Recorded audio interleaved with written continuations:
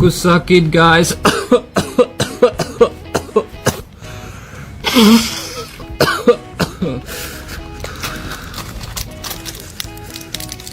Oh, sakit.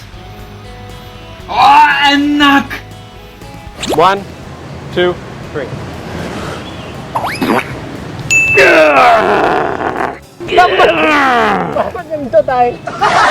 You do it, no problem. Ya problem itu. Kasih doangan wes aku ada guys. Dan masih minum. Ayo minum. Oh, good for balance.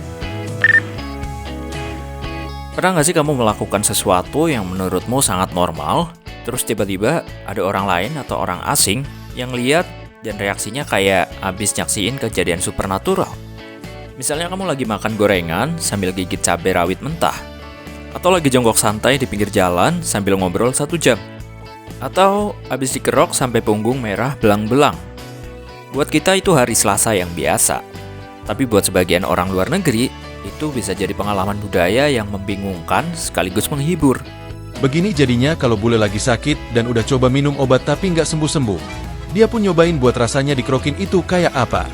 Karena nggak mungkin dengan cuman pakai koin sama minyak bisa bikin sembuh. Dan ketika dia nyobain kerokan, begini reaksinya. Oh, enak. Auto kesakitan dan menjerit-jerit. Tapi esoknya langsung sembuh dan bisa langsung kerja lagi. Fix bule ini bakalan nyobain kerokan lagi nanti. Menariknya, banyak kebiasaan yang kita anggap normal, ternyata nggak ditemukan di banyak negara lain. Karena itulah, konten-konten tentang orang asing mencoba kehidupan Indonesia selalu menarik buat ditonton. Sekarang mari kita bicara tentang kemampuan yang mungkin selama ini kita remehin. Jongkok. Kelihatannya sederhana, tapi ternyata nggak buat semua orang. Di banyak negara barat, posisi jongkok penuh cukup sulit dilakukan. Kenapa banyak bule terlihat kesulitan jongkok? Apa karena burungnya mereka terlalu besar? Tapi kalau kamu bisa jongkok, boleh dong, like dan subscribe. Bagi banyak orang Asia, jongkok adalah posisi yang sering dilakukan sejak kecil. Sementara di negara barat, kebiasaan ini jarang dilatih, karena mereka terbiasa memakai toilet duduk. Guys, lihat. Dia ngapain sih? Kayak jelas banget. Ngopi yuk. Gimana sama yang kemarin? Ya gatal banget. Terus lo gak suka? Bahkan ada yang kehilangan keseimbangannya hanya dalam hitungan detik. Sementara di Indonesia, orang bisa jongkok sambil ngobrol, sambil ngerokok, sambil ngopi, sambil ngomentarin kehidupan tetangga. Dan itu bisa berlama-lama. Bagi sebagian orang asing, kemampuan ini kayak skill tersembunyi yang dimiliki orang Asia. Mereka heran, kenapa seseorang bisa terlihat begitu nyaman dalam posisi yang menurut mereka sangat melelahkan. Padahal bagi kita itu udah biasa sejak kecil. Bule-bule ini awalnya sombong kalau jongkok itu mudah banget bagi mereka. Tetapi ternyata jongkok tidak semudah itu Ferguso. Sampai-sampai mereka jatuh berkali-kali karena nggak bisa jongkok sama sekali. Karena nggak mau harga dirinya jatuh, bule ini tetap nyobain jongkok dan begini reaksinya. Cukup. Oh, kemeng. Susah banget dan berkali-kali nyobain juga gagal. Bahkan jadi bahan tertawaan sama orang sekitarnya. Mari mulai dari salah satu misteri terbesar Indonesia. Namanya masuk angin. Kalau kamu lahir dan besar di Indonesia, kemungkinan besar kamu udah akrab banget nih sama istilah ini. Badan pegel, perut gak enak, meriang, mual, terus diagnosis keluarga langsung keluar. Kamu masuk angin.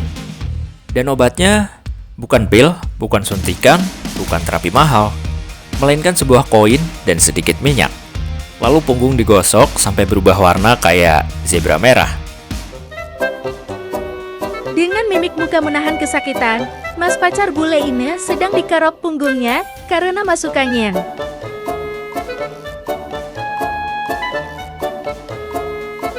Dia hanya bisa meringis dan geleng-geleng karena tengsin juga kalau mau mengeluh kesakitan di depan calon mertuanya. Bahkan saat ia dikerok, kakak dan ayah sang pacar juga ikut menengok karena pemandangan bule kerokan baru kali ini mereka melihatnya. Yang lucu, banyak orang asing benar-benar bingung lihat proses ini. Bagi mereka konsep masuk angin tuh kedengeran kayak sesuatu dari dunia fantasi. Mereka juga heran kenapa orang yang sakit justru digaruk pakai koin sampai meninggalkan bekas merah. Dari sudut pandang mereka, kerokan lebih mirip ritual pengusiran makhluk halus dibanding pengobatan. Tapi bagian paling lucu biasanya datang setelah mereka mencobanya. Tentu secara medis, penjelasannya lebih kompleks daripada sekedar mengeluarkan angin. Di Indonesia, orang sering dilarang mandi malam karena katanya bisa masuk angin. Tapi pas Abang Bule dengar istilah itu, dia malah bingung total.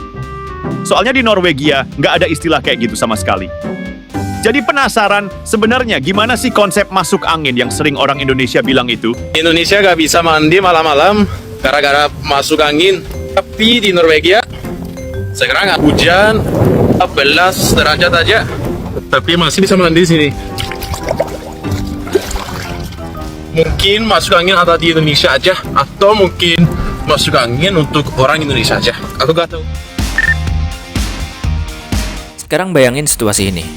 Hari ini kamu ulang tahun, kamu yang tambah umur, kamu yang jadi pusat perhatian. Tapi justru kamu yang harus keluar uang buat traktir banyak orang. Selamat datang di Indonesia. Di banyak tempat, ketika seseorang ulang tahun, dia biasanya dapat hadiah, ditraktir, dirayakan, pokoknya jadi pihak yang menerima. Tapi di Indonesia, seringkali malah kebalikannya. Orang yang ulang tahun malah sibuk nraktir teman-temannya. Guys, jadi teman aku Ultah, temanku traktir kita di Ritz and Dips ya. Ini dia, namanya Katia hehehehe. Ini pork mandu. Anak sih gurih manis asin pas gitu. Ini pork black crispy. Enak banget, samcannya lumer di mulut dulu anak pokoknya, tapi sasnya bukan suara aku. Kulitnya terbarik set. Ini namanya baby chipak Ritz. Rasanya enak sih, manis gurih terus dagingnya lembut. Hehehe, dessertnya bisa request tulisan. Anak ini lemon cheesecake. Setelah itu, kita diajak karaokean seru parah si Ana Habib. Dan makasih ya Katia, hehehe. Nah, di bagian ini kita masuk ke sisi psikologinya. Ada sebuah teori yang cukup menarik bernama habituation theory atau teori habituasi.